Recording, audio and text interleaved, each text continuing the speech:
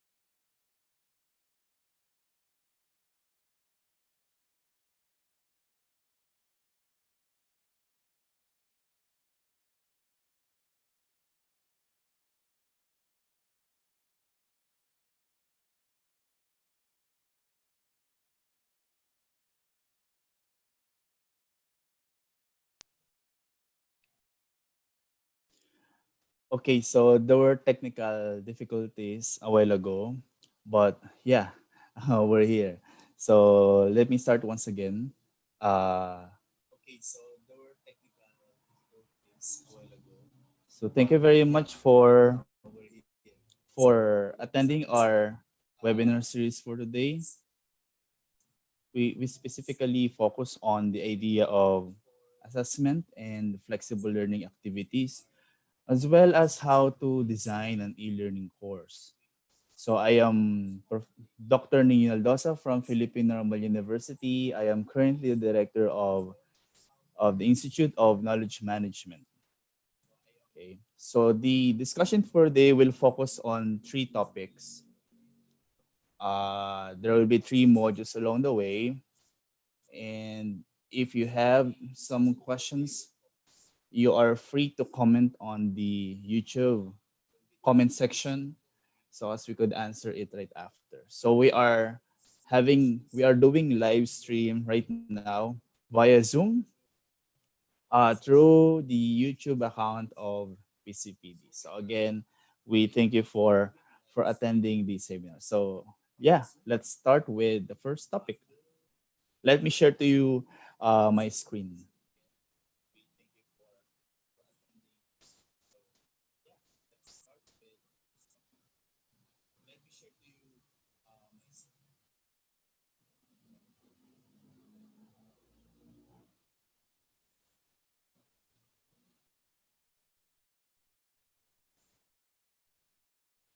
Okay, so our first topic for today will focus on the designing an idea of outcomes-based assessment for flexible learning.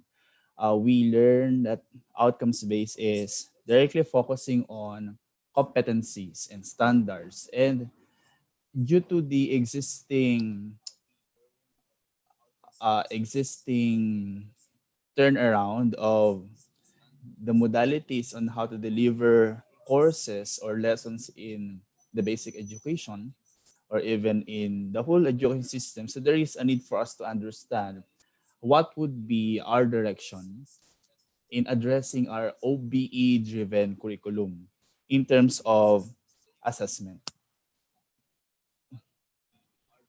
Okay, so these are the topics. So we'll be discussing about the rules of assessment in the instructional design process, as well as assessment strategies. And I'll be giving you also some insights on what kind of assessment strategy or activity that you can use whenever you deliver in a flexible learning or a distance education course, as well as it's also anchored with the outcomes-based assessment. We have the outcomes-based assessment for outcomes-based education. So, but first we need to discuss the assessment basics. No, I don't want to discuss it further because I know that we're more we're very particular with this assessment basics. But what I want to emphasize here is how do we really assess our students in terms of approach of in an online modality or in a face-to-face modality. So in order for us to understand these differences, we need to go back with certain facts, okay? Facts of assessment. So let us have the first one. So the first fact when dealing with assessment is that we always give or assign grades to our students at the end of the instruction or even during or before. And we always have the idea of summative assessment for this, wherein we give grades or a passing mark to get certifications or even at the end of the lesson or a course. Another essential idea of assessment is, yeah, it's providing feedback in any kind of checking or monitoring the academic performance of our students, whether it is in face to face or in online, is providing feedback. Feedback is very important, most especially in the delivery of distance education. So why is there a need to give feedback? Because that serves as a confirmation or an attest to how students perform well and how they will become responsible to their own learning based on a given set of standard or criteria. Aside from that, assessment activities presented throughout the course can identify also what we call learner misconceptions. When talking about learner misconceptions, it focuses on the alignment between the objectives of the lesson, the learning activities you conducted, and the evaluative measures you implemented. If there are misalignment in terms of the way you deliver a course, whether it is in face-to-face or online, there will be there will be sort of problems later on. Aside from that, assessment can also focus on the idea of learner's readiness. It's the pre-assessment or what they call the diagnostic assessment. Most especially if we will be delivering a course in order for the student to be trained or to be skillful being required in a skill training environment. And it also serves as a motivational activity.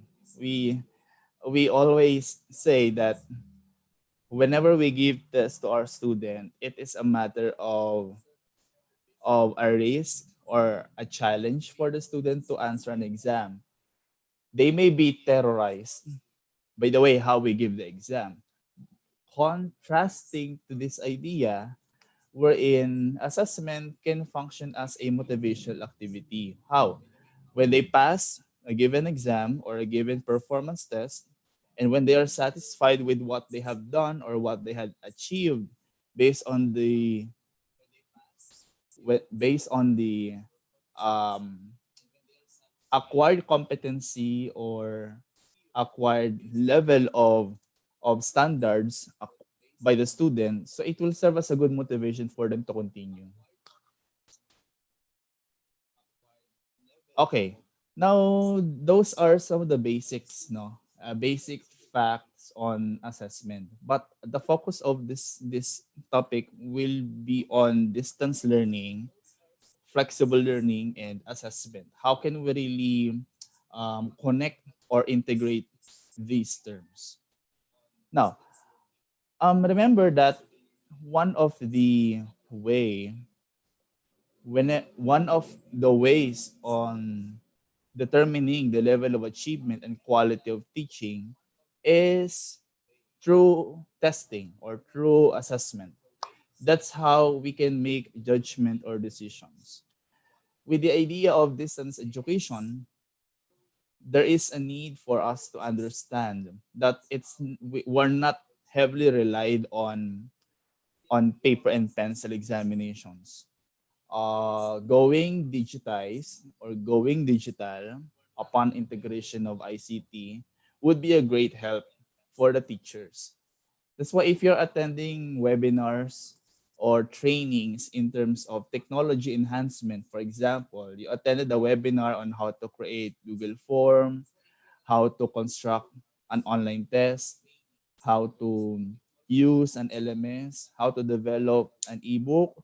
So that will be beneficial as long as you know how it is being used or how it is being integrated on the lesson plan or the lesson course pack that you're about to apply.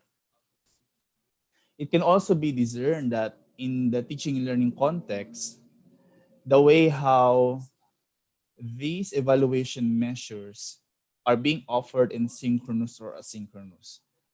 Talking about synchronous, it's a live way or a simultaneous way of checking our students in a very interactive manner. While if it is asynchronous, there's a platform wherein students can check their email, can check their communication patterns in a form of an email, in a form of Facebook post, wherein they can check that right after. So it is time bounded. You can put limitations or restrictions on how you would deliver that. All right, so I will be showing you a competency-based approach of assessment for distance learning. Wherein, if you will look on the diagram here,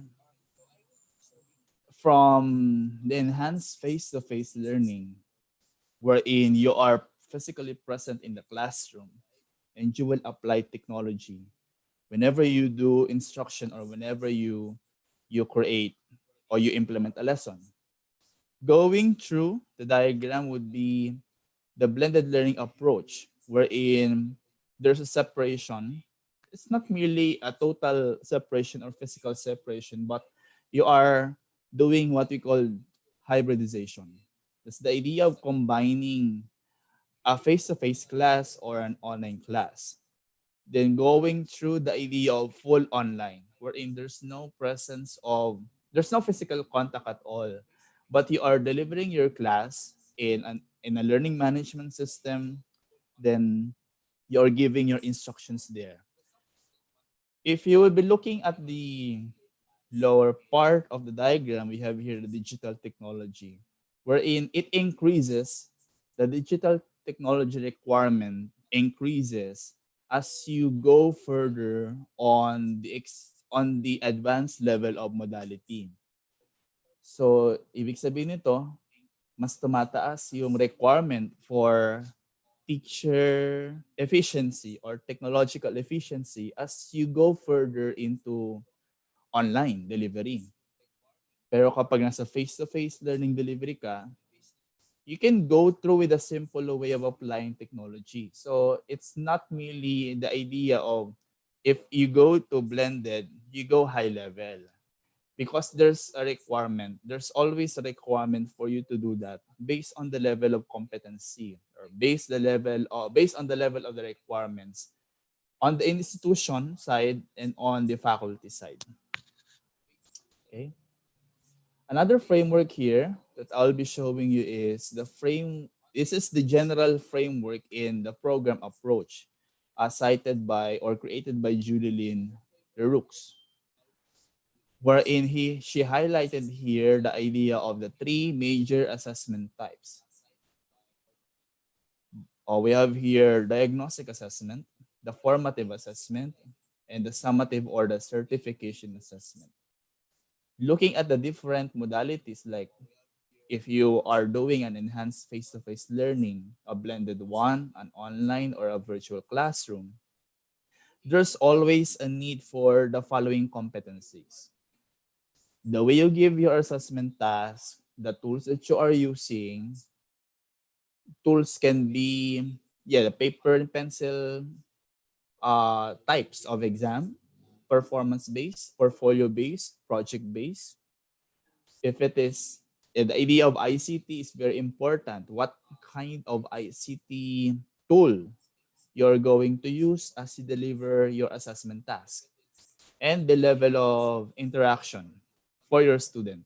Is it a student to content interaction, a teacher to student, or both student to student, or both student interaction? Categorize also the teacher's role and the student role. So if you are planning to make a flexible learning assessment approach, I would suggest that you will use this framework. Okay. Now the essentials of this framework is it works within a program approach. I mean to say it's a top-down approach. Depending on the delivery, how the program is being implemented or the course being implemented, it requires also different teaching and learning situations. And talking about situations, is it face to face, it is blended, is it remote learning, is it flexible, or is it a full online? Then also the other communication path modes would be synchronous or asynchronous. That's how you describe your assessment task later on.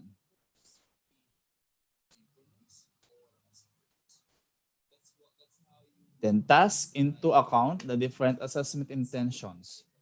Will you do your assessment in the duration of the class or the course? Will you do an assessment as a completion of the course itself, or a diagnostic one? The alignment is very important as well, as how you will integrate that to ICT. Then the accountability of the key actors, whether it is student content, teacher student interaction, or even both student interaction. Right. Another one is the outcomes based assessment. No? To clearly define this, I want to go back to the essence of outcomes based evaluation. Wherein the general question would be, did the learner demonstrate did the learner demonstrate the mastery of the skills identified in the objectives? So it's the idea of capability, no? The idea of the process of demonstration based on the given skills mastered by the student. Now, the idea of outcomes based heavily rely on criteria. So, mean to say it's not norm reference. Remember that we have two types of referencing in assessment. We have the norm reference and we have the criterion reference. For outcomes based learning, it's purely criterion reference scoring. That's why whenever you conduct a distance or a flexible learning mode of teaching, we always consider criterion reference. We always provide a set of standards to our student based on the given learning competency. Why? There's a limited interaction. That's the given challenge for distance education or flexible learning. There's a limited interaction, but how can you ensure that the objectives were being met? Now, you can only have that through criterion reference scoring. So it's kind of challenging on our part, but it's not behavioral based. It's not emotional or affective based. I mean, we can say na halos walang puso kung tutuusin whenever you conduct a distance learning approach. Because it says here that in order for the student to master content, they are not they should not be compared to one another. It's not relevant at all, because we are looking at the idea of checking their performance based on the expectations. Or for example, no, may mga bata, may mga students na, sir, we haven't accomplished your task posted in Facebook. Can we still accomplish that? So the idea of flexibility is there. You can extend, but you cannot you call that revise the quality of the task given there. You can do flexibility, meaning to say you can extend the rate of submission, but the quality of the task should be still what you had been presented or what you had been asked to do so, because we are looking at the criterion reference basis for outcomes based assessment. Now, if grades have gone up over time while actually learning has remained relatively stable, does this indicate that grades, in fact, may not be terribly useful performance or indicators of performance? Actually, we can say that the quality of the learning can be can be stagnant or can still be there's no changes at all on the way how we do or how we deliver instruction, but the way how grades are being changed, the grading system has been changed recently. For example, in DepEd, nagbago ang grading system, no? May mga transmuted scale sila. Even in some universities, may mga ganun din silang grading system protocols. Pero halos hindi naman nagbago yung quality ng teaching. Are we still using or are we still checking the useful indicators of performance? Definitely hindi.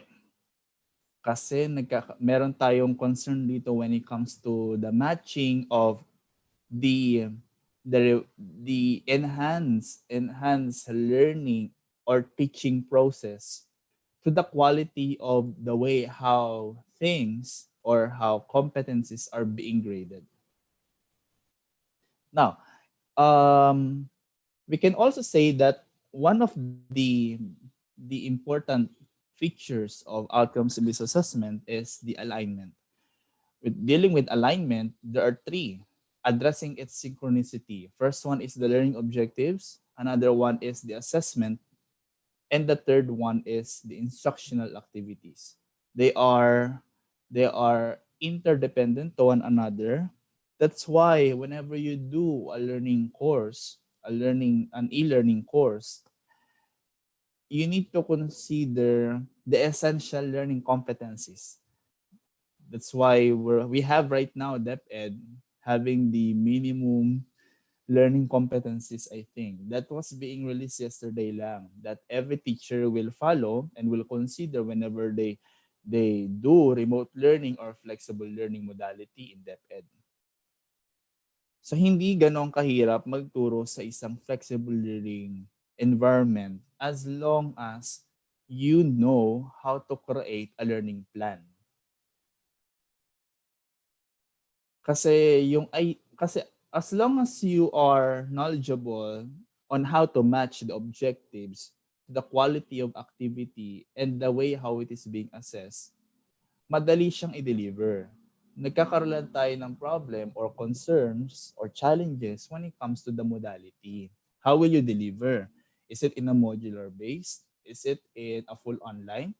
Is it in a blended learning approach? Or you go to face to face later on? Now, let's talk about the objective and subjective assessment measures. One of the concerns would be the nature of the product resulting to the student performance. Whenever you ask your student to have their output in a form of a performance base, a product base, or a process base, are we more concerned on the way how they are creating the output or with the quality of the output itself? It measures it in a flexible learning modality, lalo kung may separation ng teachers at ng student, we can't even really check the process faithfully because we expect them to have output later on to be submitted. That's in the form of a product. Now, it matters on how do we assess them, objectively or subjectively. That is why In terms of objective measures, example of the objective measures are the paper and pencil exams like multiple choice, matching type, true or false, alternate response, uh, identification, enumeration exams. Those are still considered in the flexible learning modality and it offers significant advantages. Ibig sabihin, mas madali para sa ating gumawa ng ganong exam. But the problem is how does it really check the quality of competency if it is being administered in a flexible learning modality. Another, in, we're talking about subjective measures. These subjective measures are being intervened. There's an intervention with the human judgment in terms of scoring. Like for example, we are using rubrics, no? We're using criteria for checking the subjective measures. Whenever we ask our student to submit a research paper, an essay test, or a project, or even presentations, and whenever you ask them to submit asynchronously, the idea of strategy whenever you use asynchronous online discussions matters on how you will assess subjective assessment. Okay. Now, subjective assessment methods work especially when, well, in a distance education environment. So it is true. Why? Because our main goal for the outcomes-based assessment is to always check the criteria. But in a flexible learning modality, we always apply subjective assessment. For example, whenever we ask our student to submit reflections or submit feedback or to create or to respond in a discussion forum, that is in a form of subjective assessment. That's why it is being well grounded or well implemented in a flexible learning or a distance education environment. One good example of this modality or the subjective assessment is the authentic assessment, wherein you are asking your student to accomplish a task that is being simulated based on the real world scenarios or real world challenges. That's authentic. I know you're familiar with this. Then we also have the performance base, wherein it is heavily relied on a performance or the way how they perform a skill, but it is being limited or challenging in a flexible learning environment, wherein how can you really assess their performance if you can't really observe, no? One good means or one good alternative would be let them demonstrate it and record, or yeah, record using a video in a multimedia output where they can send that to you and you can easily check the output. But again, challenges would be the accessibility to internet, accessibility to gadgets, how they can do that. Now you need to again reassess. You need to again find alternative solutions or find alternative strategies on how you can easily adapt this kind of assessment. Now let's talk about the different assessment strategies. For these strategies, I will be recommending to you some of the relevant activities that you can apply to perform an outcomes-based assessment or instruction in a flexible learning environment. So let's have the first one. One good example would be the online quizzes and tests. If you are using a learning management system, yeah, the LMS itself, for example, if your school invested on Moodle, on Neo LMS, on Schoology, on Blackboard, on Google Classroom, this is one of the best assessment strategy that you can apply. It is used as formative. Talking about formative, you can have this.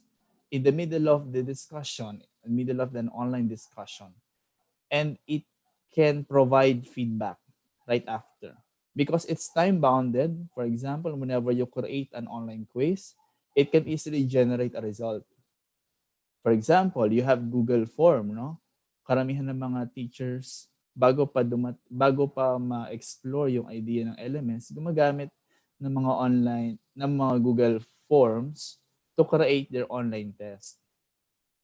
So there are features there where students can easily check the progress of their output. So pwede lang ma-check agad yung kanilang mga grades. And it's a good reinforcement also on their part to keep abreast on the idea of online testing.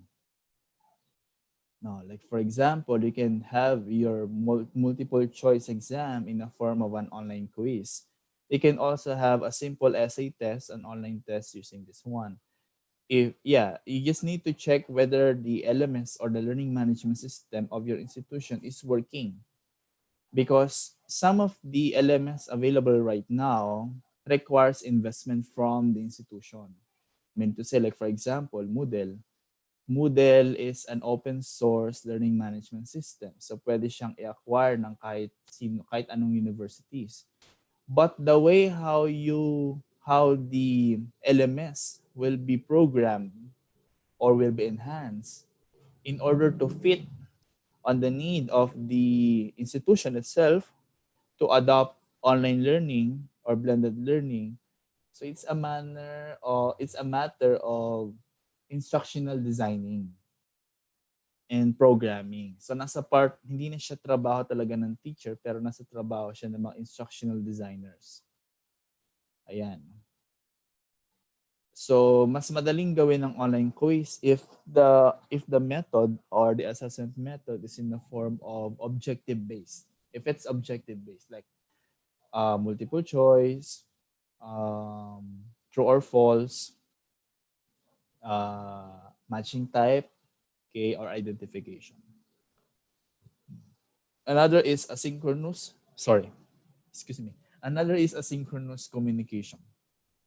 Talking about asynchronous communication, it's the idea of uh, interacting your student, which is which has a dimension of shorter or longer time frame. Example would be chat. Example would be email, no? Or Facebook post. That's what they call asynchronous communication.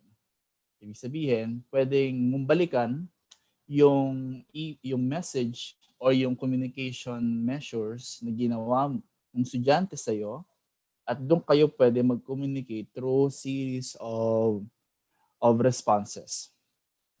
One good example in an online environment or in a flexible learning environment or e-learning is the discussion forum. This is an example of a discussion forum. Okay, that's asynchronous communication. So one good strategy would be whenever you do a discussion forum on your class in an online environment or flexible learning environment is giving them thought-provoking questions. So hiwalay na natin, huwag na natin gawin yung mga tanong na purely low level like what, when, who, and where. Online class or flexible learning classes right now heavily requires thought-provoking questions. So it's not about neglecting the mastery, but it's enriching the mastery. You're trying to integrate the learning of the what, who, the learning of the W's in a thought-provoking environment. Best example would be in a form of discussion forum. Again, it boils down with the pedagogical patterns of teacher. Kasi kahit magandang assessment strategy na ginamit mo, pero hindi well structured yung task or yung instruction to your student, it's useless. It's useless. Okay? One good example would be student debate, no? You're posing them a problem or a topic wherein they can discuss, okay? Or a discussion moderated by the student wherein as a student responded to a given discussion anyone can give feedback or give suggestions or can butt in. Okay? It can also serve as a repository for student assignment. That's a good measure. If you want to check the progress or the growth of your student in terms of the way they learn the course, patterned with the competency level, discussion forum can serve as a good repository. Okay. Another one is blogs. So, karamihan sa mga estudyante natin ngayon, kahit na, yeah, elementary pupil, marunong na gumawa ng mga blog yan. It's just that they are not really familiar with how blog is being initiated. Maybe because some teachers are not that trained enough to create a blog. For example, in senior high school, in a private university, you in a private school, no, you ask your student to create a blog with this competency or with these guidelines.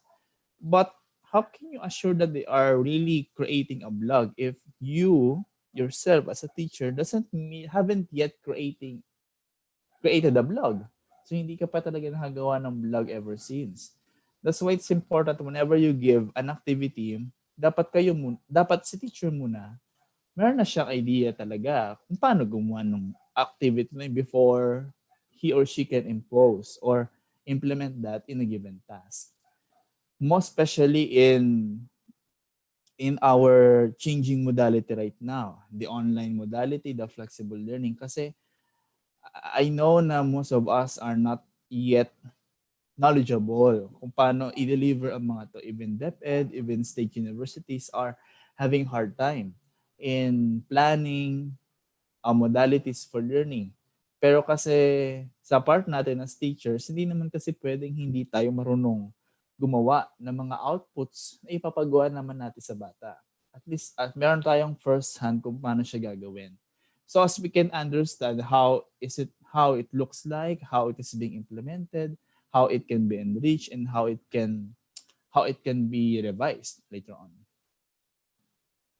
One good also example would be wikis. Wikis are it allows students to collaborate in the form of, for example, WordPress, Wikispaces, Wikipedia, wherein these are available internet engines that students can post or can collaborate with one another with their outputs. I give you an example of my activity, no, given to my student. So this is a standalone assessment. Ito yung kasagsagan ng COVID. I asked them, it's a discussion forum wherein the topic is more on suspend or extend. So I give them instructions on how they will answer on the discussion forum. So for example, sabi ko dito, for your task, you will analyze the decisions of the most universities in terms of spending class amidst COVID-19 pandemic. As you observe and read on your social media accounts and with definition orders, so guided with the following questions. So meron akong disclaimer dito on how they will kindly expect that some of us may reply or give comment to what we had been posted or responded. This can be a great offline conversation for us to reflect on the instructional practices in education. So ito yung aking instruction for them. So let's look at some of the outputs. No? Ayan, so mahaba-haba ang mga outputs ng iba. It can be concise.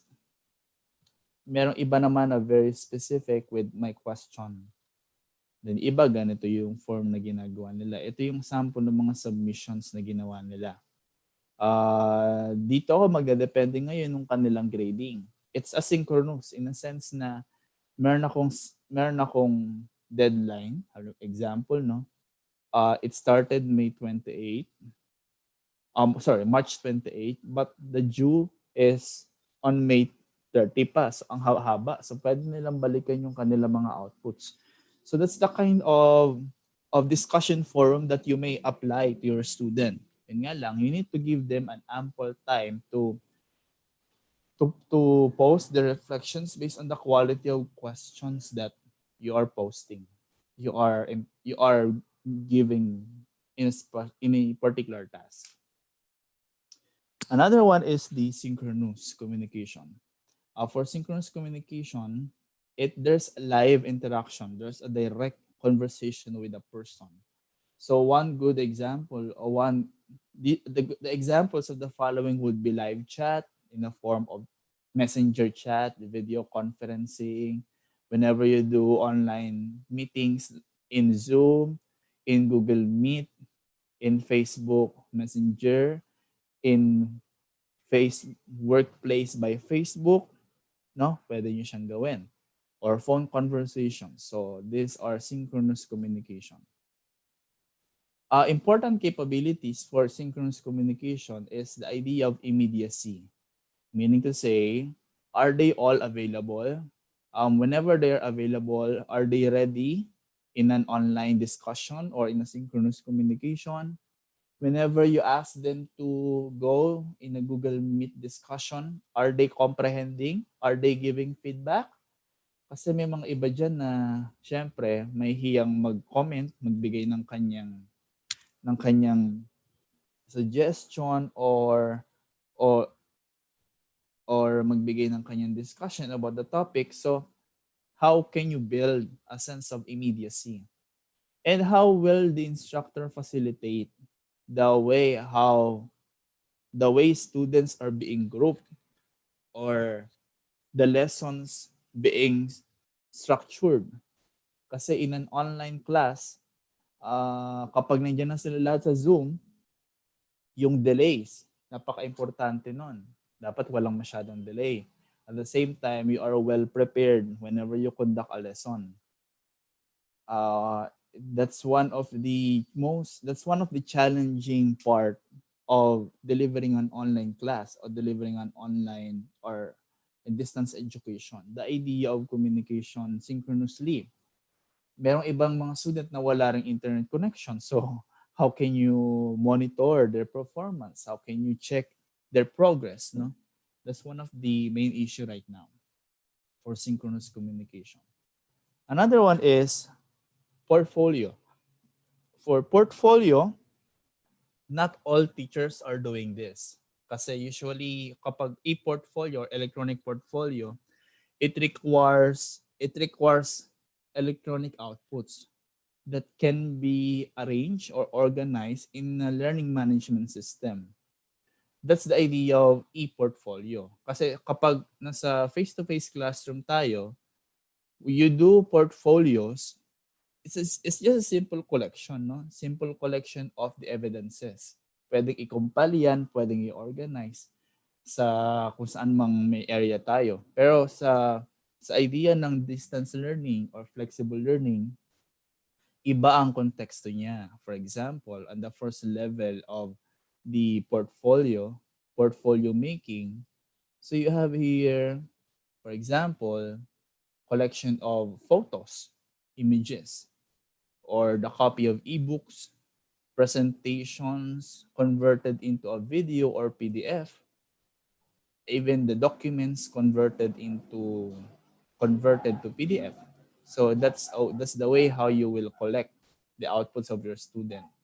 Or even recorded video or recorded audio. Basta everything about electronic na pwede mong pagsama-samahin, those are the evidences. No? Another one, the second level of e-portfolio would be the process in terms of reflective journal. Any kind of discussion forum outputs or reflective journal can also be part of an e-portfolio. But the idea on how you will store, there's what we call an assessment management system. Ibig sabihin, bukod sa learning management system natin, ang ang institution ba or ang infrastructure ba ay merong kakayahan na mag-store ng lahat ng outputs ng mga bata.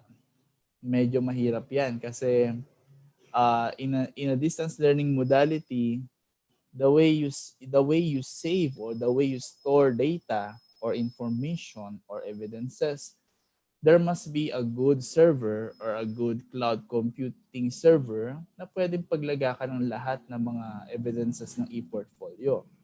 Pero kung wala, what we can do is to print everything, to save everything in a flash drive. So para ka din bumalik sa usual na portfolio ng face-to-face. Ayun, so that's one good measure for assessment. Okay? Now, so the key elements of portfolio creation is that the student decide what material to be included in the collection. So what good examples would be self-reflection, that may serve as determining the standards or criteria for learning. Papers and essay also, hindi naman siya nawawala sa, hindi pa rin siya nawawala sa ano, hanggat meron tayong curriculum, assessment patterns, there's always a need to create papers and essay. Yun nga lang, in a flexible learning modality, gamit na gamit ang term papers. Pero yun nga, the idea is the quality of the term paper being produced and the quality of essay being done by the student. So advantages of this would be students are creating their papers or outputs electronically. That's why it can easily be download. It can easily be uploaded on the learning management system or submit through an email. Submitted via email. Even also the idea of creating term papers or research outputs monitored or being shared via Google Docs or Google Slide. Presentations. Isa din to sa mga gamit na assessment strategies ng mga bata, sa mga bata. When you ask your student to, can you create a short presentation on this topic and deliver that in our online class meeting next week? So pwede mo siyang gawin na ganon. Pwede naman you ask them to create a simple presentation, then submit it as a form of as part of the requirements. So pwede rin naman. Pero we always suggest in this kind of assessment to use rubrics. Okay, lagi meron tayong rubrics na ginagamit dapat. Problem-based activities. Focus on problem-based learning at the start of the lesson. You are posing already a given problem or patterns for scenario-based learning, problem-based, then that's a good way for you to run through the whole course itself. Journal writing in a form of reflection writing. Right after they watch a video, what they can say, what they can reflect. So you may ask them to create a journal for outcomes-based assessment. Concept mapping. In a full course instruction, course implementation, you may ask your student in terms of their learning comprehension to create a concept map. So these concept maps will initially help them to analyze and to understand the lesson for the day. At least hindi lang focus lagi sa mga reflections, but we want them to organize ideas on their own in a form of concept mapping. You may go back to the principle of Osabel, okay, on concept maps, so as you could be guided. Simulation and games. Not all teachers can create good simulations or even craft or program a game, most especially in an online learning environment. There are prototypes. There are prototypes available in the internet that you can apply or you can use. But the way of monitoring, it can be difficult. It can be challenging. Now let's talk about the ongoing and non-graded measures. Ito ang dalawa sa mga dapat ninyong matandaan whenever you do a flexible learning instruction or in a distance learning instruction. Meron tayong tinatawag na ongoing at non-graded measures. Now let's talk about ongoing. Ang sabi, ongoing is sometimes called an embedded assessment. Meaning to say, whenever you ask student in an online class, pwede ka magpagawa ng natawag natin na ongoing assessment. This ongoing assessment is a form of a test or a task that is not non-threatening. Meaning to say, hindi siya makaka-apekto directly sa performance ng bata. You can have this in a day-to-day classroom or training event. Best example would be recitation, no? It's an ongoing assessment. Ibig sabihin, may mga klase ng recitations na ginagamit natin for validation purposes.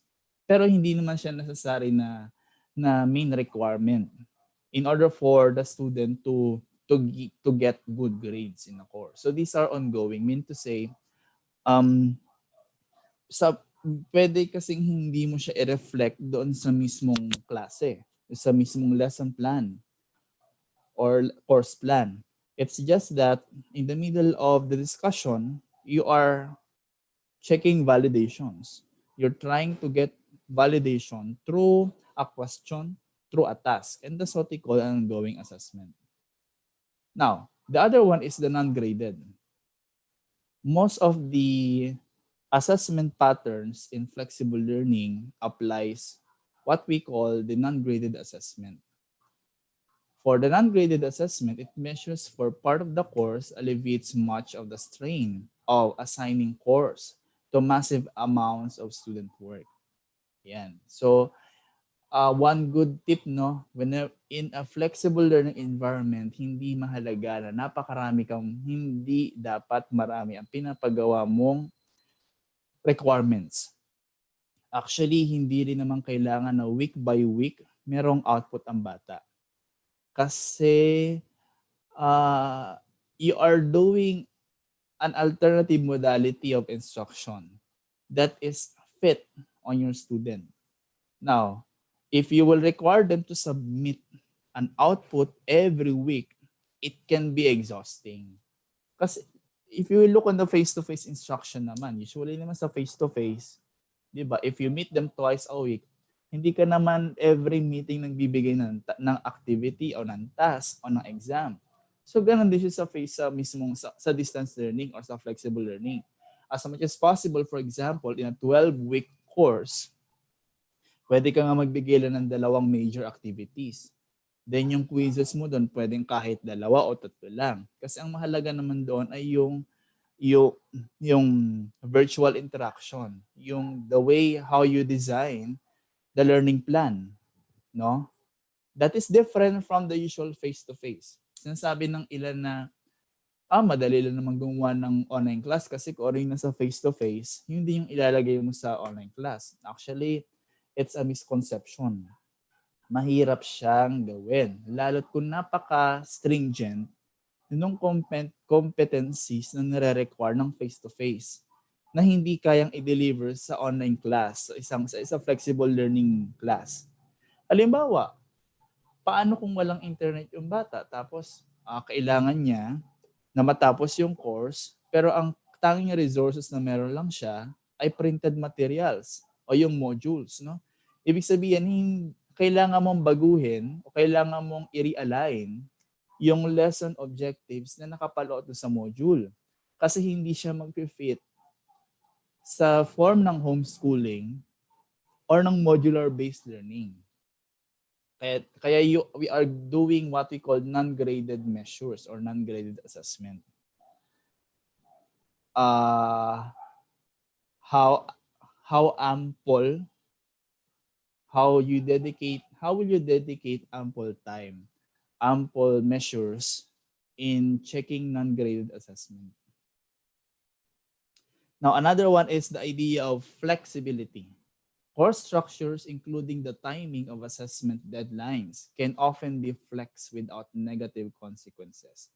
You can extend, no? Halimbawa, within the week, sinabi mo sa bata, you need to submit your your output via email by Friday. Paano kung biglang nawala ng internet, nagkabagyo, nagka-brownout sa area? So yung bata mag-i-email sa iyo yan. Sir, baka pwedeng extend, baka pwedeng. So you need to, on your end as teacher, in a flexible learning environment, you flex. Ibig sabihin, habaan all possible options na pwedeng gawin ng bata para makapag-submit ng output na hindi naman magkakaroon ng derail. Hindi siya magkakaroon ng derail on the quality of performance. So, yun yung isa sa mga concerns natin in terms of flexibility. Another one is the rubric. Rubric is very important in outcomes-based assessment. You should always provide rubrics to your student whenever you conduct instruction. Whenever you do individual judgment, there's always a rubric basis. Okay, like for example, this one, no? This is an example rubric for an asynchronous discussion contribution. So, it is being cited here. Nag-online meeting ka. So gusto mo mag-interact yung mga bata, may gusto meron sila masabi. So this is a good rubric for you to use in asynchronous discussion. But through email. Example is asynchronous. For example, email output, discussion forum. So ito ang isa sa magandang rubric output na rubric example na pwede mong gawin. So participation rubric, this one. This participation rubric can be used for synchronous communication. Ayan. I-discuss ka, online meeting kayo, what can you share about this topic?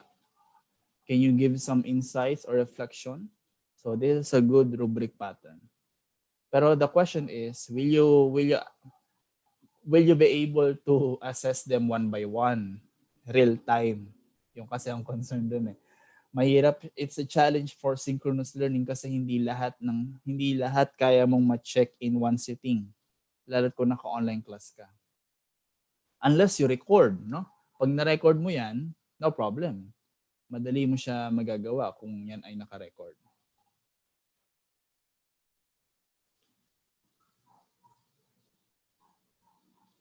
So discussion rubric can also be good. So the criteria are the following. We can check through promptness, relevance, expression within the post, contribution to the group, or even the mechanics. Did they follow instruction? Did they go through the reminders? So on and so forth. Creating a blog. So this is a good reflective blog that you can use, no? The use of blog or mastery or the intellectual engagement on the topics and personal interpretations about the topic itself or the content. You can also go with engagement and creativity. So ayan. So those are the essentials of outcomes-based learning. Okay. So what I can suggest is in assessment, these are the gist or the summary when it comes to this topic. It's very important for you to shift, no, to address complexities in terms of assessment.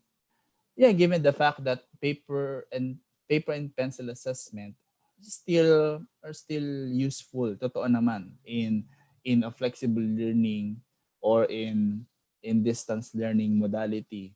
Pero widely used kasi ang outcomes-based assessment. Outcomes-based in the form of performance-based, product-based, non-graded assessment in this kind of current situation.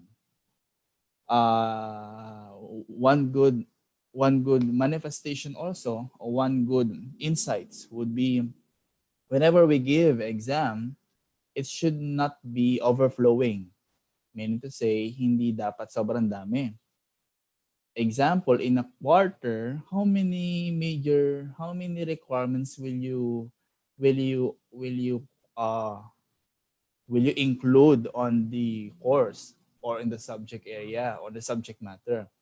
Again, hindi kailangan sobrang dami. Kung pwede nga lang na isa lang, yung kanilang major requirement na pwede nilang matapos within 2 months, pwedeng yun yung gawin nila. Again, it's always being matched with the learning competencies, the instruction activities, as well as the quality of the assessment that you will apply. Yun yung pinaka-concern natin. Right. So if you have questions, you are free to comment on the comment section of YouTube or even siguro later on, no? Pag meron kayong mga questions. So can we have a 10-minute break before we proceed with the next topic? Next topic will focus on the foundations of e-learning or distance education. In order for you to understand how relevant, parang before you go to the training of flexible learning, kailangan niyo muna maintindihan anong pinag-ugatan niya.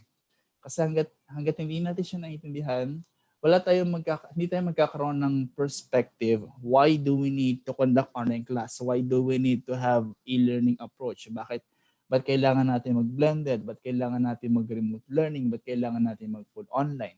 So I will be teaching you the fundamentals later on. Okay, in order for you to understand saan ang pinag-ugatan niya, ano ang foundations, bakit siya ginagawa. Okay, so for now, let's have a 10-minute break. So I'll be back by 11:20. Okay, so um, you could have your break for a while.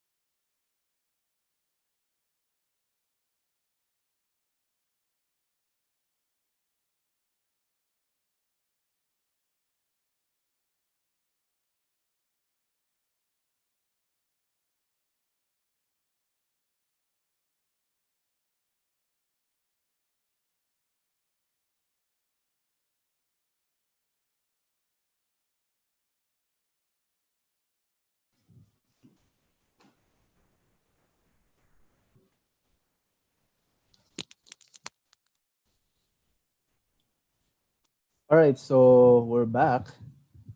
Good morning, everyone. So before we start with the second topic, let me share to you some of the comments from comments posted on our YouTube account. There's a question. Let me read the question. What is effective assessment? Excuse me, to preschoolers for distance learning as online application is concerned. All right, let me share the perspective from DepEd. For preschoolers, the best option would be homeschooling, homeschooling, and online education. Now, if DepEd will provide modules or learning videos or learning resources to the preschoolers, the best option for this would be homeschooling being administered by the parents, because still preschoolers are considered to be one of the most vulnerable people for this pandemic crisis. So talagang hindi sila makakabalik face to face sa school kung magsimula man sa August ang klase. What DepEd can do, since sila yung client ng DepEd na vulnerable talaga, isa sa mga vulnerable ang mga bata, ay mag-homeschooling. But the problem for online education or for online learning is that, are preschoolers capable of using LMS? Kasi kung hindi kakayanin ng mga preschoolers na mag-manipulate, hindi using LMS or using online learning, tablets, mukhang babalik ito sa idea of homeschooling. Homeschooling in a form of giving modules, which is nandun naman ang direction ni DepEd ngayon. Creating content using content in a form of content or instruction in a form of modules. Itong mga modules na ito ibibigay sa parents. Ngayon, si parents ang magtuturo ng mga modules sa mga bata. How can the teachers validate the outputs? So naka-structure na yun dun sa module kung itong week na to anong kailangan gawin ng bata sa mga susunod na mga linggo, kailan nila isa-submit, paano isa-submit yung mismong output ng mga bata. So si parent ang mismong gagawa. May problem tayo kung wala o hindi visible yung parent sa bahay, kung iba ang nag-aasikaso. Kasi kailangan ano to it's anchored with the idea of scaffolding. Kapag preschooler, kailangan talaga to ng guidance sa mga bata. So ayun. So hopefully DepEd will be able to provide or to create good modules, high quality modules for preschoolers. Okay, so schedules would be from 11 to 12. I will still be discussing one topic. Then we'll be having a break by 12 to 1. Then we will resume the last topic by 1 o'clock. So 1 o'clock to 2:30, I think. We will end by 2:30 with a third module or with a third topic. So yun ang ating magiging schedule for this day. So let me share to you my slide now for the next topic.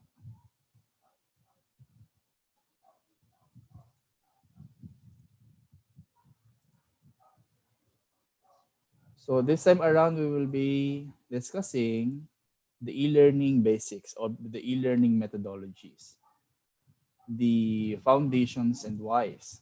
So ano ba ang origin, the main reason why e-learning, online learning, blended learning, remote learning, flexible learning exists.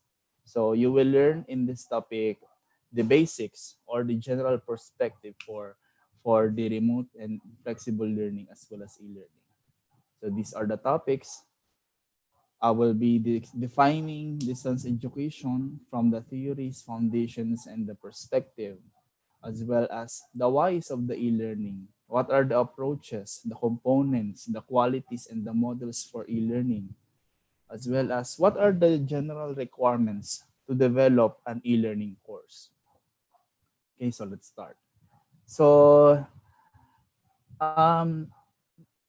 the idea of new normal doesn't really apply or doesn't merely associated with distance education. Kasi ever since meron ng distance education, way back way back 70 years ago.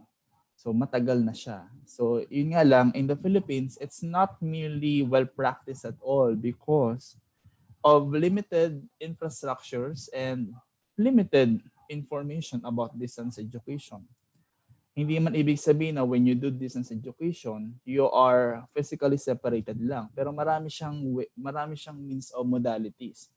It cannot even associated for the new normal directly to the new normal because it's already existing even before.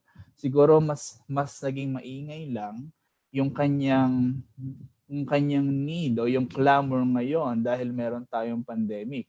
Pero actually, some schools in the Philippines are already offering distance education. Like for example, the UPOU, the University of the Philippines Open University. Even UST, De La Salle is offering blended learning approach. PNU is offering blended learning. Ateneo, some private schools in the Philippines, some state universities.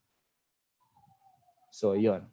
Now, how can we really define distance education? Uh, Simonson described distance education as an institution-based. Mean to say, it is well organized, it is highly structured, it is a formal education where the groups or the learners and the teachers are well separated. And in order for them to be connected, they are using what we call interactive telecommunication system. This telecommunication system is in the form of radio, video, satellite streams, TV, social media, internet, email, so on and so forth. So these are means for them to connect with one another, with the learner, with the resources or the available means for teaching and for the instruction. That for instructor. So that is distance education. That's a general description. If we will be looking at the perspective of Simonson. Now, there are different what we call components. There are four components of distance education. It should be institutional based, as what I've shared a while ago. It's separate. There's a separation between teacher and student, and the use of ICT or interactive communications. Then the learning experiences, how the instruction or how this modality is being delivered through sharing of data, through sharing of voices or video sharing. Now let us look at the origins. Ang pinagmulan ng distance education ay at least 160 years ago. So ganun siya katagal. It started in England in a form of what we call a correspondence study. So mean to say, ito yung traditional na learning through correspondence. Ibig sabihin, from the academy schools in England, in order for you to complete a course, if you cannot go physically on the school, the institution will provide you set of books, resources that you can accomplish at home. Now, once you accomplish those outputs, upon deadline of completion, ibabalik mo, isisend mo pabalik yung mismong output. It can be through courier. Pinapadala pa nga yan, minsan through courier pa. Or even, ikaw mismo physically, pupunta dun sa school para isubmit yung physical output mo. That's the idea of correspondence study. So, dyan nag-start ang distance education. 160 years ago. So, gano'n na siya katagal. Okay? Another one is the idea of electronic communications. So even typewriter can be a means for distance education. Yeah, the basics, the use of radio, the TV, telephone. So that's the same until now. That's the same. Those are the means for us to communicate with distance education with our professor. So with the institution, we're implementing the distance education. Now the first distance teaching universities are the following. So we have the Open University of the United Kingdom in 1971. So ito siya ngayon, that's the Open University. And German Fördersta, the founded in 1975. So sila ang mga pinakaunang distance teaching universities. So dito rin nagsimula ang term na Open University in the United Kingdom. Let's look at the different theories, no? Theories in relation to distance education. The first theory is the theory of independent study. What are the principles of Charles Wedemeyer in this theory? Actually, ito ang isa sa mga pinaka-supporting theories ng distance education. Anything about flexible learning, everything about online education. So ito ang isa sa mga pinagbabatayang theory. Now, first is the student and teacher are separated. That's given. Another one, the normal process of teaching and learning are carried out in writing. That's why we have the module-based instruction, or through some other medium. Ito yung gumagamit ng electronic resources. Again, in this theory, it states that teaching is individualized. So kaya nga siya tinawag na independent study. Students are developing or constructing their ideas, their outputs individually. Now, learning takes place through the student's activity. That's why distance education or flexible learning or remote learning is activity-based or outcomes-based siya. Hindi siya purely lecture na napakarami ng discussion mo, pero it's based on a given activity. Supplemental na lang yung lecture kung tutuusin. Learning is made convenient for the student in his or her own environment. So mean to say, meron ditong options on the fitness to conduct the learning, to conduct the teaching with the environment of the student. Halimbawa, kung ang estudyante ay nakatira sa province at halos walang means for internet, so paano papasok sa independent study? So we can provide them modules, we can provide them hard copies of resources, pwede niyong dalhin doon at i-accomplish niya. Tapos, ibabalik na lang niya yung output niya sa school. Or isa-send niya through email kung meron man siyang access with that. So again, the learner takes responsibility for the pace of his or her own progress with freedom to start and stop at any time. Sabihin, anytime. There's idea of flexibility. So again, kung titingnan niyo yung mga principles, halos ito ang tinutumbok talaga ng distance education or ng online education. Okay. Another one is the link between the independent study and the transactional distance. If we're talking about transactional distance, it connotes the interplay among the environment, the individuals, and the patterns of behavior in a situation. Now, we're dealing with transactional distance. If the students and teachers are separated to one another, you cannot impose one modality to be administered. There are lots of modalities that you can apply. Kasi it always account to a given situation. Kaya halimbawa, sa DepEd, for example, no, mag-i-implement ng blended learning. Pero hindi naman lahat ng estudyante may internet. So halimbawa, sa 90 students na meron ka in a class, 40 doon kaya mag-blended, anong gagawin ng 50? So yung 50, pwede sila mag-modular approach. So ibig sabihin, ito yung sabi natin na patterns of behavior, the way of their capability of accomplishing a task. That's what we call transactional distance.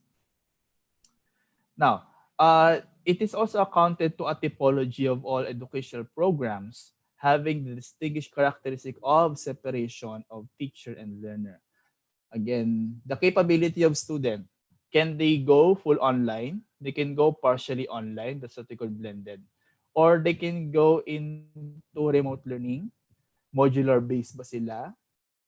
Kaya ba nila na kung hindi nila kaya mag-synchronous, halimbawa, hindi nila kaya umattend ng mga online meeting, mga teleconferencing, video conferencing, ang kanilang modality lang ba ay through email? So doon siya nagkakaroon ng typology. Nagiging transaction-based yung pagtuturo natin. And it also addresses learners' autonomy kasi it's independent study. Walang masyadong monitoring si teacher dito. Yung autonomy of learning heavily relies on the learner.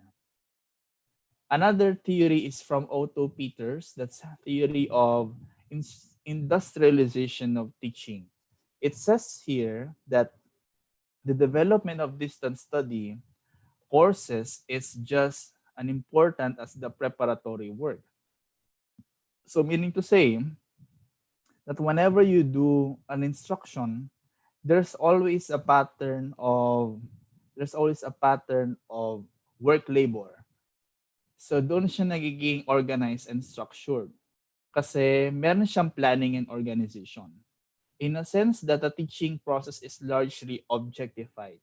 Now, sir, di ba kailangan nating i-customize nga ang lessons? Pero bakit sinasabi dito na kailangan siyang generally objectified? When talking about generally objectified, it's more on the general competencies that or what we call the minimum competencies required for a course na kailangan siyang largely understood, largely created and produced. Yung idea ng customization nagiging specific details na lang siya on the process of objectifying the competencies. So kaya siya sinasabi na you go with the general ideas muna in doing flexible learning, then you go to the specific details depending on the transactional distance na meron sila o yung capable sila. Okay? Now, also the idea of Borholmber, the theory of the interaction and communication. So the value of relating teaching effectiveness to the impact of feelings and belonging and cooperation as well as the actual exchange of questions. So dito pumapasok na kung bakit sa mga online classes we have this so-called discussion forums. There's always means to interact with our student in an asynchronous and synchronous communication. So sa theory of interaction and communication siyang nag-ugat yung ganong klase ng principle. Now, another one is the Andragogy by Malcolm Knowles. So if we're dealing with adult learning, actually compared to pedagogical perspective, mas malawak ang andragogical perspective if we're dealing with distance education. Kasi mayroong level of maturity na required ang distance education for adults. Kaya mas fit siya whenever we conduct our instructions online with tertiary education or with a graduate school, doctorate, or PhD. Medyo critical ang distance education if we're dealing with preschooling with basic education. Talagang mabigat yung tutok when it comes to learning pedagogies pagdating sa part na yun ng basic education sector natin. Okay, so more than that would be we will go now to the idea of e-learning. So why do we need to have e-learning? So e-learning can be a good option when there is a significant amount of content to be delivered to a large number of students. Sabihin, in an e-learning class, you can manage for more than 500 students na ikaw lang ang teacher. Kaya mo siyang i-manage na ikaw lang ang teacher. But the main concern here is the amount of content. Gaano kadami yung pag-aaralan given that large number of students. Ibig sabihin, how significant, how essential. That's the main reason why DepEd created the minimum learning competencies or the minimum essential learning competencies. Kasi in addressing large number of students in a distance learning modality, kailangan well-crafted at clear yung expectations ng mga competencies. Another, learners come from geographically dispersed locations. Okay? Learners have limited mobility and learners have limited daily time to devote on learning. That's why it's a good option if you will be dealing with this one. Another, learners do not have effective listening and reading skills. Yeah, good learning, e-learning is a good option as well. If the students have least basic computer and internet skills, you can go to e-learning. Pero kung wala, mahirap talaga. Hindi siya pwedeng implement. Kung hindi man lang marunong magawa ng PowerPoint presentation, hindi marunong, mababa yung skills niya sa keyboarding pa lang, mukhang hindi talaga pwede. So learners are required to develop homogeneous background knowledge on the topic.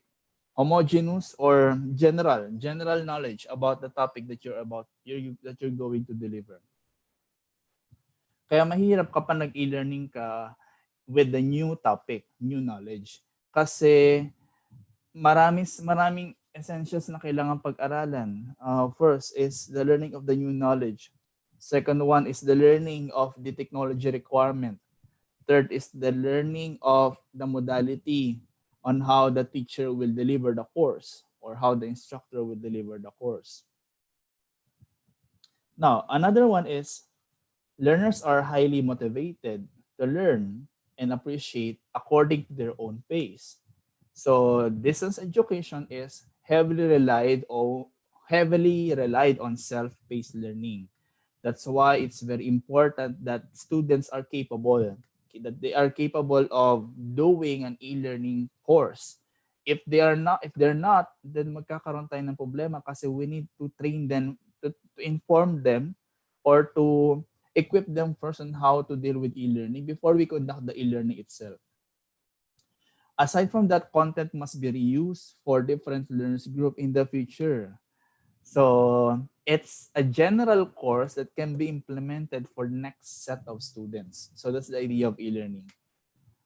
So training aims to build cognitive skills rather than psychomotor skills. It's highly cognitive. Actually, mababang nga yung level ng affective domain in terms of e-learning. Also, the psychomotor skills. Kaya, whenever you do an e-learning course, you always consider the nature of the subject matter. Kung ito ay performance-based, halimbawa kung skill-based siya, we don't really suggest na i-conduct siya in an e-learning kasi mahirap. Halimbawa, OJT, paano may i-conduct ng e-learning yan? Example is bartending, no? Na heavily required na kailangan may skill. Psychomotor development yung tumbo kasi ng mismong e-learning. Collecting and tracing for ideas or for data. Now let us look with the different e-learning approaches. So first approach for e-learning that you may consider or you must consider is the self-paced e-learning. So it's completely independent. There's a little interaction with the teacher, with the instructor, because everything in the e-learning self-paced is being provided.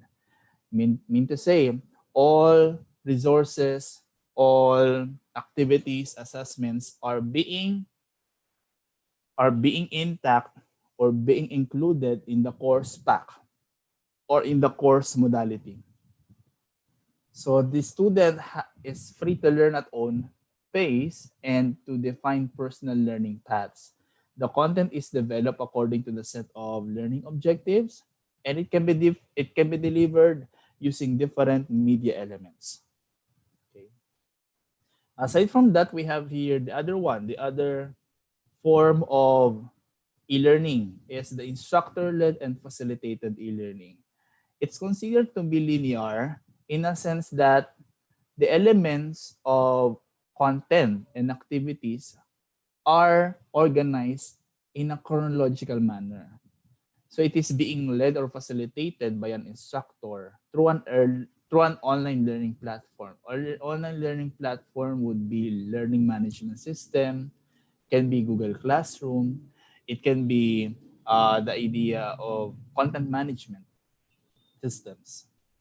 So e-learning content for individual study can be integrated with the lectures of the instructors, individual assignment, and collaborative activities among learners. Now let's talk about the e-learning components. What are the components of e-learning? First one is the content. So for the content, it's simple learning resources. Hindi naman siya kailangan na highly technical na mga resources, highly technically based resources. It can also be interactive lessons, electronic simulations, or even job aids. Let's look further at the examples. No, simple learning resources are the following. It can be through documents, PowerPoint presentations, videos, or audio file. You can have access for OER. OER stands for the Open Education Resources available in the internet. So pwede nyo siya magamit. It is licensed and license capable siya na pwede nyo magamit anytime. You can also create your own actually. Yung mga ginagawa nyo, mga PowerPoint presentations, mga activity sheets, that could be categorized or classified as simple learning resources. Another one is the interactive e-lessons. E-lessons being designed in the learning management system or learning platforms, it's web-based. At the same time, uh, the combination of text, graphics, animations, multimedia are incorporated as well. It can also provide feedback and questions after. Simulations are good. For example, if you want them to learn, para ito, best example of these electronic simulations are the tutorial videos, no? Yung mga tinatawag natin na mga job aids. Okay? Simulations can be also a form of real world situations and the way how to conduct this thing, how to manipulate, how to operate. So those are good examples. Job aids. These are the job aids provide what we call just in time knowledge. Wherein how can learners simply accomplish a task? That can be done through job aids, no? Ito yung mga simple tips, yung mga do it yourself, yung mga tasks na specifically addresses a concern or a question. Halimbawa, paano mag-produce ng digital certificate in an instant? So that's an example of job aids, no? Or paano mag-keyboard typing, paano gumawa ng simple design in a PowerPoint presentation. So that's what they call job aids. It can also be e-tutoring or e-coaching or e-mentoring. So services which provide human and social dimensions can be offered to learners to support them through the learning experiences. Then we have here the collaborative learning. So as one of the components is very important because students in a learning platform, in an online platform can collaborate to create a project. Pero again, hindi, sabi ko nga, ang distance education heavily relied on independent study or independent learning. The idea of collaboration can be useful if all of the students are capable of doing the online modality or the flexible learning modality. Example would be chat, discussion, forum, and blogs are used for online collaboration. But whenever you do asynchronous communication, we can also do a collaborative learning kasi all of them were present and they can share ideas every now and then. Virtual classroom is led by an instructor. Halimbawa, ito yung mga video web-based or mga video-based learning resources. It is an e-learning event where instructor teaches remotely and in real time to a group of learners using a combination of materials. So best example would be web-based. It's virtual classroom. It's synchronous learning. So that's virtual classroom is called synchronous learning in such a manner that the instructor conducts a lecture and the students are listening and giving feedback. That's an example of virtual classroom. You're doing the classroom, you're doing your lesson still, you're doing discussions, pero nasa virtual environment lang kayo. So let's now define and describe synchronous and asynchronous learning. So I know you're familiar with this already. Synchronous, it is taking place in real time. You can have it audio and video conferencing. For asynchronous, you can use email or discussion forums. So here are some of the examples, no, of the tools for synchronous learning. You can have chat or instant messaging, video audio conference, live webcasting, like what we're doing right now. This is an example of live streaming or live webcasting. Webinar is an example as well. Application sharing, whiteboard, polling. While if it is asynchronous, you can use email, you can use discussion forum, webcasting as well, or even blog, wikis. Now let us talk with the quality of e-learning. Quality of e-learning, it can be learner-centered. First is learner-centered content. The focus is more on relevant. The curriculum should be relevant and specific to the needs, roles, and responsibilities in professional life. The idea of granularity, the flexibility, scheduling, or flexible scheduling of time is being considered in e-learning. It can be segmented week by week, portion by portion, fragment by fragment. Content should be creative in terms of its developing. That's very important. Interactivity, frequent learner interaction is needed to sustain attention and to promote learning. Okay? Aside from that, personalization. Ito yung sinasabi ko kanina na since distance education is generalized, now you can customize it on specific details based on the fitness of the modality to your student.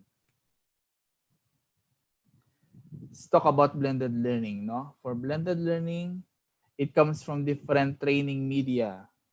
You are considering now the technologies, the quality of activities, and the events to create what we call a training program or instruction-led training being supplemented with electronic format.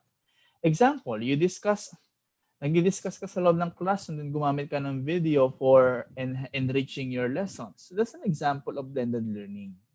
Basta gumamit ka na ng kahit anong media or medium for instruction, that's blended learning na.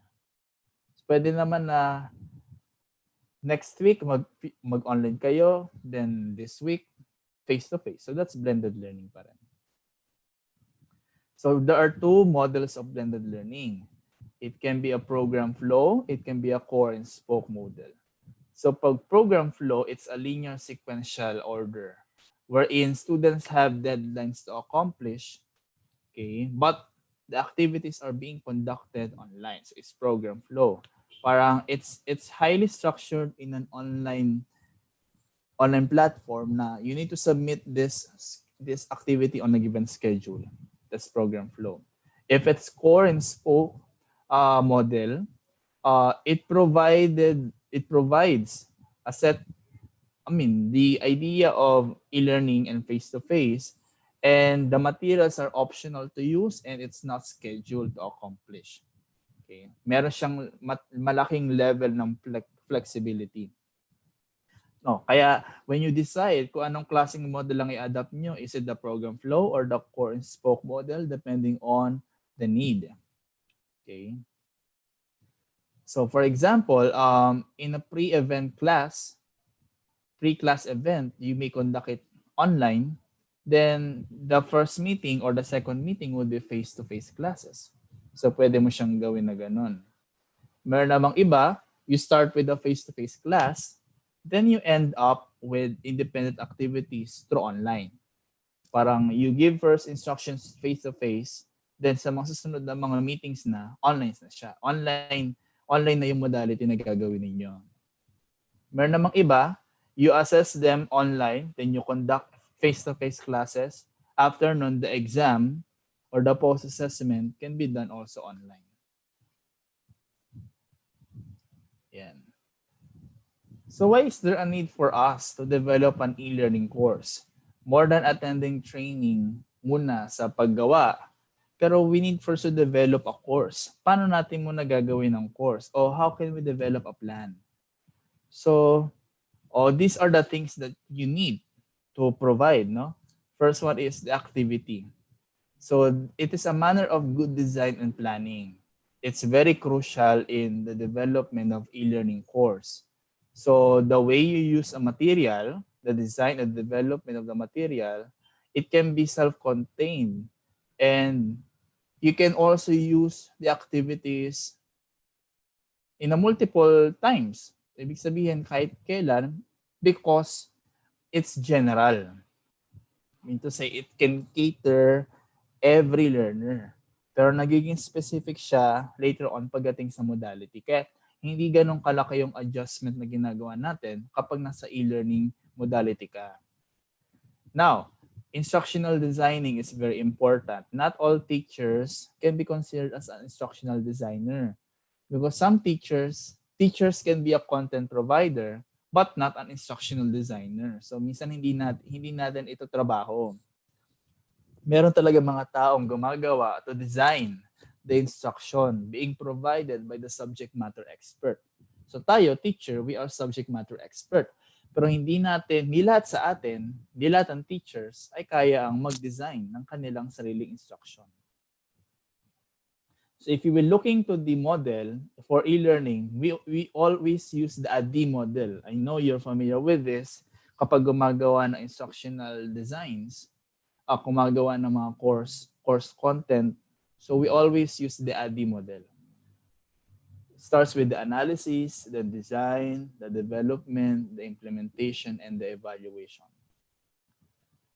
So first is analysis. You know with this, the first step, filling in the gap, okay, with the professional knowledge and skill.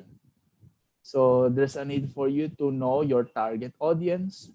First, sino ang clientele na makaka-receive ng e-learning, as well as how will you conduct the analysis. It can be a form of task analysis, identifying first the task that the students should learn or to improve the knowledge, skills that they may be developed or enforced. That's why it is being termed as perform courses. It can also be topic analysis in a form of informed courses naman siya.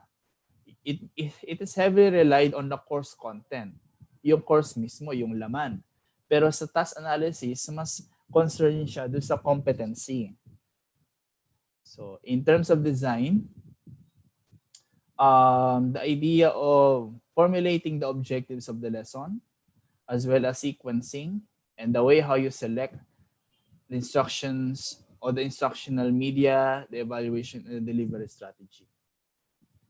Then development. So it is the process now you create the material based on the available resources. So there are three ways on how you develop the material or the course. It can be content based, required knowledge and attention. Meron namang iba storyboard. Pag sabi nating storyboard, it integrates all of the methods. It can be the content, the combination of the content, the use of the interactive platforms, for example, image, text, the interactions or the activities, as well as the assessment test. Another one is the course development. Courseware development, how will you now translate? How will you translate the lesson or the lesson plan into the platform itself? Example, paano mo ngayon ililipat o ita-translate na yung ginawa mong course learning plan sa LMS? Paano mo na siya ngayon ililipat sa module? So, yun siya, yung accessibility ngayon ng mga modalities natin. Kaya, napaka-importante nung last part, yung courseware development. Another one is implementation. At this stage, the course delivered to learners. Okay, how it is being delivered, how will you facilitate, how will you manage the instruction. Then the last one will be the evaluation. So you may want to evaluate your learners based on the learning objectives. Then look at the team now. The team is very important. Sino ba talaga ang responsible na gumagawa ng e-learning? These are the people who can help us in designing the e-learning or the remote learning or the flexible learning or flexible learning education. First, syempre, mahalaga dito yung HR, no? The managerial level persons, they're the one conducting, analyzing, conducting this analysis for the capability of the institution to conduct the e-learning, to conduct the remote learning or blended learning. Sila yung gumagawa ng trabaho na yon, hindi ang teacher. Kasi binababa lang nila sa atin, sino ang faculty o mga teachers na walang internet, walang laptop sa bahay, sino ang mga estudyanteng capable, yung readiness nila, yung efficacy level to conduct or to conduct an e-learning class, conduct blended learning. Ayan. Then the instructional designer. So sila ang bahala sa paggawa ng instructional strategy. Malaki ang part nila sa paggawa ng module ng ng online course, ng e-learning course. They are supporting the team in defining delivery and evaluation strategy. So hindi porke teacher ka, automatic ikaw na instructional designer. Okay. They are also responsible for designing e-learning activities and materials, including what we call the storyboard. Later on, in the afternoon, we'll discussing storyboard. Now, ito tayo. We are the subject matter expert. So, hindi ibig sabihin na ikaw, si ID, ikaw na si subject matter expert. So, sasabog ang utak natin nun. No, we are the one providing the content. Tayo ang mismo experts ng instruction. Okay? Then web developer, the one who develop the self-paced courses, yung ating mga software developers, sila yan. Yung nagmamanage ng mga LMS, the Moodle, ng mga servers natin, IT requirements, so sila ito. Then the one who facilitates, the online facilitator and tutor.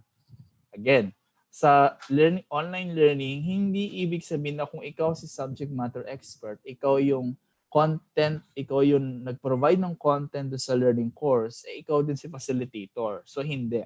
Pwede magkaiba yon. Halimbawa, ikaw yung nag-develop ng material, pero hindi ikaw yung mag-facilitate. So, pwede siya mangyari kasi trabaho siya ng isang online facilitator. Example, yung math, parehas kaming math teacher, no? Pero si math teacher na to, siya ang gumawa ng content.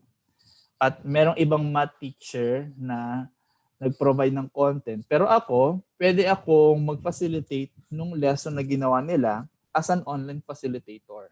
Pero hindi ako yung gumawa ng content. Pwede mangyari yon in an e-learning modality or online learning modality. Now, there's also support group, no? The technical support specialist. So, kailangan sila sa every part ng process natin ng e-learning. So, kung titingnan nyo mismo, with the 5 processes of a D, kung saan papasok yung bawat members ng team, napakalaki ng role sa first part pa lang ng analysis level.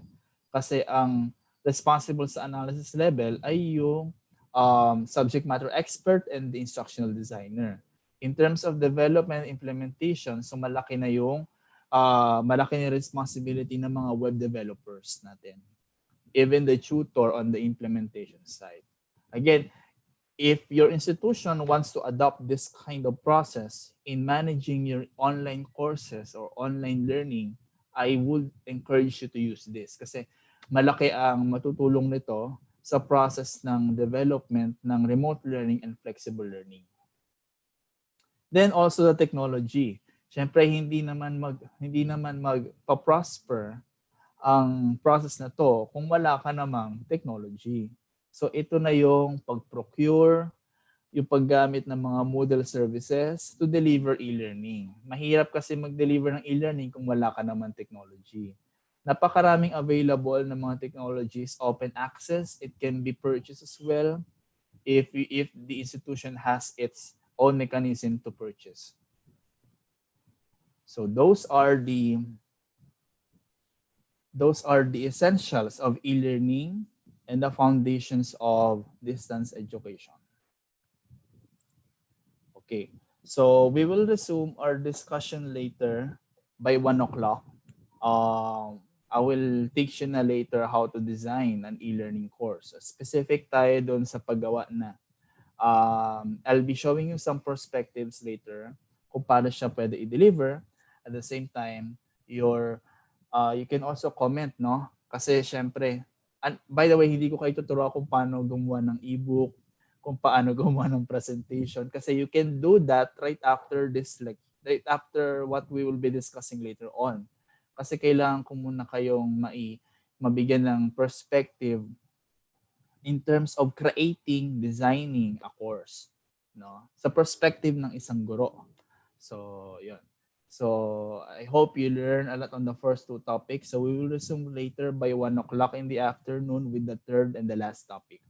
So, you can have your lunch break for a while in an hour for an hour. Then, we'll go back again with the lecture. Okay, so happy eating everyone. I will answer your questions later on kung meron man kayo mga na-post before we start our discussion by 1 o'clock. Okay, so see you later, 1 p.m.